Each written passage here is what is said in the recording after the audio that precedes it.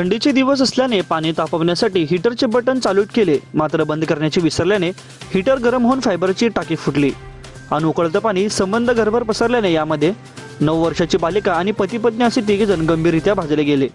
सोमवारी पहाटेच्या सुमारास मोहोळ तालुक्यातील सोहाळे येथे ही धक्कादायक घटना घडली।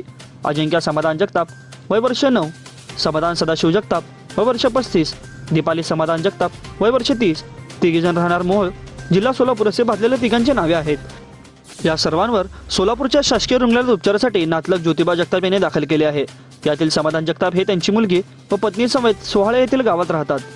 गरम पाणी तापवण्यासाठी त्यांनी 500 लिटर क्षमतेच्या फायबरच्या टाकीला हीटर बसवून घेतले होते। थंडीचे दिवस असल्याने आणि लाईट अधूनमधून जाते म्हणून रात्री पाणी तापवण्यासाठी हीटरचे बटन चालू केले होते। काही तासानंतर बटन बंद करण्याऐवजी विसरून गेल्याने टाकीतील पाणी उकळले गेले। हीटर तापूनही टाकी फायबरची असल्याने ती फुटून जवळपास 500 लिटर पाणी 3 जण झोपलेल्या अंतरुणावर पसरले।